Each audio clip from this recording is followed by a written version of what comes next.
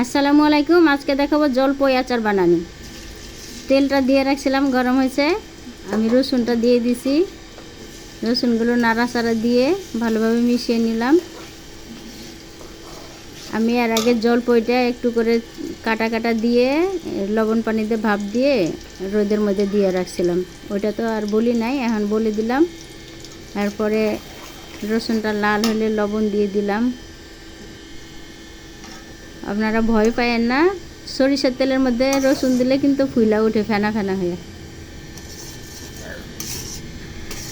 এটা জলপাই দিলে আবার কমে যাবে। রসুনগুলো লাল লাল হয়ে গেছে।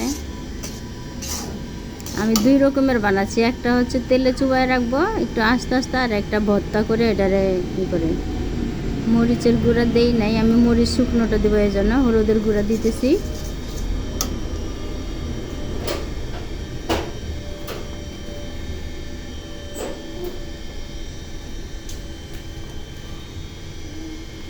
আচারের মশলা 5 ফোড়ন গুঁড়া করে রাখছিলাম, এটা দিয়ে দিলাম।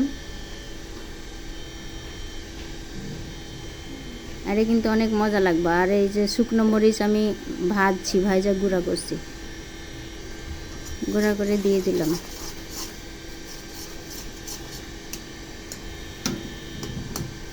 ফেনাগুলো কেটে যাবে, জলপাই দিয়ে দিলে থাকতো না ফেনা।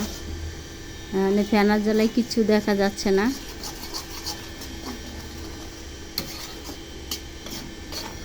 ভালোভাবে নাড়তে হবে, নাহলে কিন্তু পুড়ে যাব। তারপরে চিনি দিয়ে দিলাম। আপনারা চিনি দিবেন যতটুকু মিষ্টি খাবেন, আর মিষ্টি কমায় ফেলে কমায় দিবেন। এটা আমি বেশি চিনি দিই না, অবশ্যই অল্প দিয়েছি, কারণ এটা হবে টক ঝাল মিষ্টি।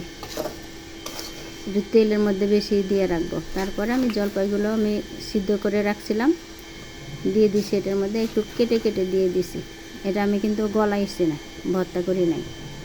এটা একটু নাড়াচাড়া দিয়ে একটু ভাঙবো, দুই একটা ভাঙবো, দুই একটা আস্ত থাকবো। এই যে কেটে নিয়েছিলাম এভাবে একটু করে লবণ দিয়ে একটু সিদ্ধ করে রোদে দিয়ে দিয়েছিলাম। আর এটা হলো ভর্তা করে দিয়েছিলাম।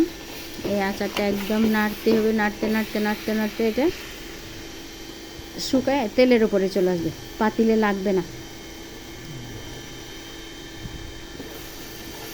আমি সিদ্ধ করে হাত দিয়ে গলায় নিয়েছিলাম।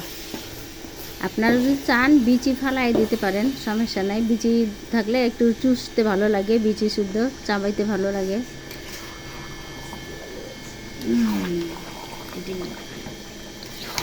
আমার আচারগুলো এটা একটু ভাঙ্গা ভাঙ্গা হইতেছে, এটার মধ্যে করে দেয়।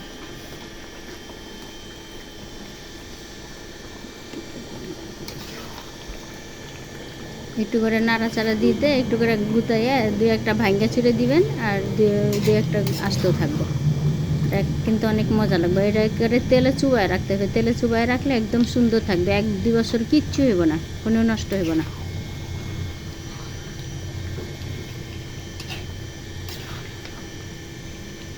এটার মধ্যে আমি একটু পানি দিয়েছিলাম, পানি না দিলে কিন্তু চিনিটা গলতো না। পানি দিলে চিনিটা গলে, তেলের মধ্যে চিনি দিলে গলে না কোনো সময়, আস্ত থেকে যায়, খুরসুনি লেগে যাবে চিনি। এই জন্য আমি পানি দিয়ে দিয়েছিলাম। এখানে আমার আচারগুলো হয়ে গেছে, একটু একটু ভাঙ্গা একটু একটু আস্ত আছে। আমার আচার বানানি হয়ে গেছে। অনেকক্ষণ জাল দেওয়া লাগে, আস্তে ধীরে জাল কমায় দিয়ে নাড়া দিতে হয়, নাহলে তলায় লেগে যায়। একবার একবার করে নাড়া দিতে হবে, একবার করে উল্টায় পাল্টায় দিতে হবে, তাহলে সব তেলের উপরে চলে আসছে। আর ওই যে যেটা ভর্তা বানাইছিলাম, এই যে এটা দেখেন, পাতিল ধরে উল্টায় দিয়েছি, একদম শুধু উল্টে পাল্টাই গেছে, কোনো লাগে নাই। পাতিলে না লাগলে বুঝবেন যে হ্যাঁ হয়ে গেছে। এটাও বয়মে ভরে রেখে দিতে পারবেন, অনেকদিন খেতে পারবেন। আমি কিন্তু চিনি দিয়ে করছি, গুড় দিয়ে করলে আরও কালো হতো। একদম হয়ে গেছে, এই পাতিলে লাগে না, হাতেও লাগে না, দেখবেন যে হাতে না লাগলে হয়ে গেছে।